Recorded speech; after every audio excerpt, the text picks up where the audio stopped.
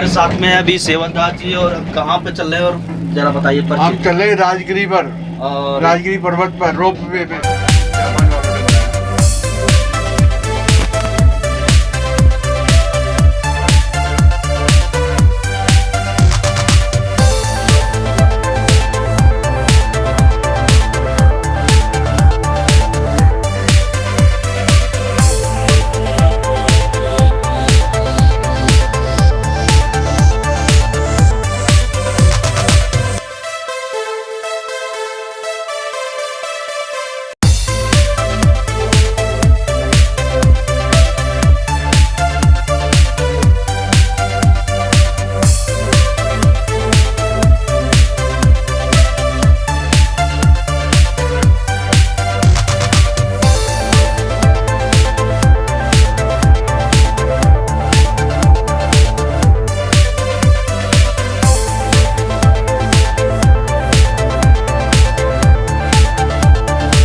हमारे चैनल को सब्सक्राइब करें और बेल आइकन को दबाना ना भूलें। मेरा नाम सेवादास जयंत है और दिल्ली से डॉक्टर अंबेडकर नगर से हम बस के द्वारा हम यहाँ आए हैं और ये हमारी 19वीं यात्रा है।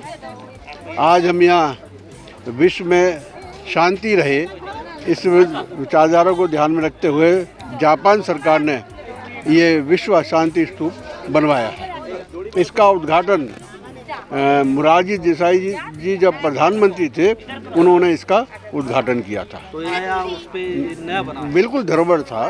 जहाँ जहाँ ये बने हैं वहाँ बुद्ध काल के, सम्राट अशोक काल के चिन्ह थे। 2500 साल पहले जब अशोक स्तंभ के बनाए हुए तो 2500 साल पहले की ये जगह है जहाँ पर ये विश्व शांति स्तूपा बनाया है जापान सरकार ने। और यहाँ से ही पूरी दुनिया को शांति का संदेश जाता है। और ये ऊंचाई नहीं बता सकते, इतनी ऊंचाई पे बना हुआ है। हम लोग ट्राली द्वारा यहाँ पर आए हैं। मुझे तो ये ऐतिहासिक पढ़ती थी, मगर ये सब नज़दीक से आंखों से देख के कौतूहल हो रहा है कि हमारी धरोहर, विश्व धरोहर इतनी है जिसको हम रात दिन देखें सालों लग जाएंगी, हम अपनी धरोहर नहीं देख पाएंगे। बिंदुसार के जो पुत्र थे उन्होंने इतना मजबूर कर दिया अपने पिताजी को, तो उनकी आखिरी इच्छा थी कि मुझे इस जगह पे मुझे वहाँ अंतिम संस्कार किया जाए कि वहाँ से मैं बुद्ध भगवान की सारी जो जितनी है तीर्थ स्थली आँखों से यहाँ से बैठ के देख। 2200 फुट की ऊंचाई पे जो है क्या बना हुआ है ये मंदिर, जो इसमें विश्व शांति स्तूप पे आए हैं, क्या संकल्प लेके जा रहे हैं? हमने तो बीड़ी सिगरेट सब कुछ त्याग ही रखा, त्यागेंगे क्या। और ये जो है बहुत शांति का प्रतीक है, बहुत शांति का प्रतीक है। इसी शांति ने पूरी मुल्क में जो है, पूरी दुनिया में शांति देने का संदेश करा है। और ये शांति जो है हमारी भी मनोकामना है कि पूरी दुनिया शांति से जिए और शांति से रहे। ये हमारा मंगल कामना है हम लोगों की। यहाँ से तो मन भर ही नहीं सकता, क्योंकि ये तो शांति का प्रतीक है। संसार के अंदर दुनिया को शांति दी है। हम भारत के रहने वाले हैं, भारत के अंदर ही अगर शांति नहीं रहेगी तो दुनिया को शांति क्या दिखाएंगे हम लोग। भगवान बुद्ध की शिक्षाएं शांति देती है। 11वीं यात्रा है। 11वीं यात्रा है, तो कैसा महसूस होता है? अच्छा महसूस होता है और बहुत अच्छा लगता है। जो औरों के लिए ईंट पत्थर दिखाई देते हैं, हमारे लिए तो बहुत कुछ दिखाई देता है। हमारी ये पहली यात्रा है और हमें यहाँ पे आके बहुत शांति मिली, बहुत सुख मिला। और हम चाहेंगे कि देखो फिर कभी नंबर आए, हम दिल करे तो हम आए फिर। हम 25 साल से हम यही प्रतिज्ञा कर रहे हैं कभी हमारा समाज का प्रधानमंत्री बने।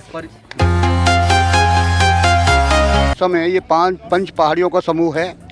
इसे 5 पर्वतों का समूह कहते हैं। व्यापार पर्वत, वैभव पर्वत, सोन पर्वत, रत्नागिरी पर्वत और गृद्धकोट पर्वत। जहाँ तक मुझे जानकारी है हम गृद्धकोट पर्वत के ऊपर के शीर्ष पर हैं।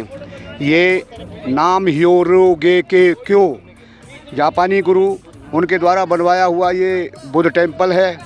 और ये सामने जो देख रहे हैं आप विश्व शांति स्तूप, सारी दुनिया में इसी प्रकार के स्तूप हैं। ऐसा ही स्तूप दिल्ली में भी है और अभी वैशाली में जाओगे यही स्तूप की नकल मिलेगी आपको।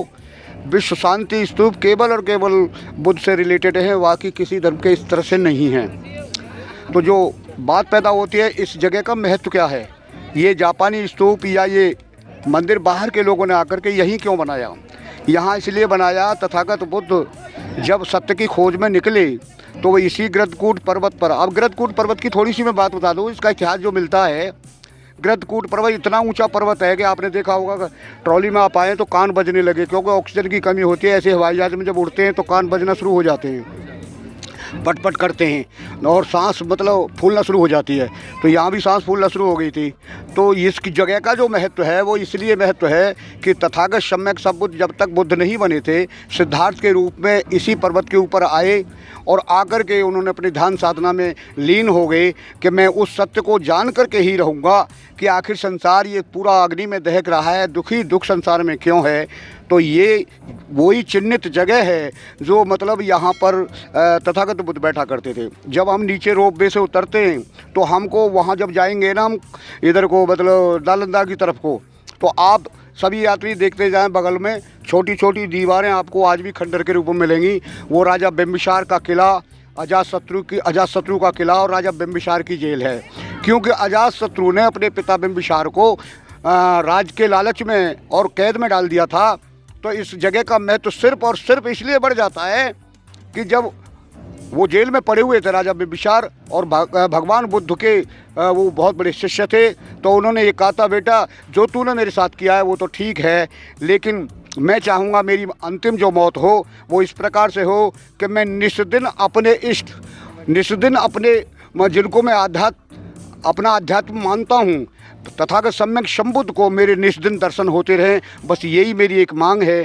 तो तथागत बुद्ध जब ये ऊंची पहाड़ी है सबसे, तो यहाँ पर तथागत बुद्ध जब चहलकदमी करते थे, हम तुम्हारी भाषा में बता रहे हैं आप लोगों की मैं, चहलकदमी यानी चहल उसको कहते हैं हम पद मतलब एकदम चारका जब करते थे, इधर उधर घूमते थे, तो राजा जो बिम्बिसार था उनकी सीधी एकदम निगाह तथागत बुद्ध के ऊपर हुआ करती थी।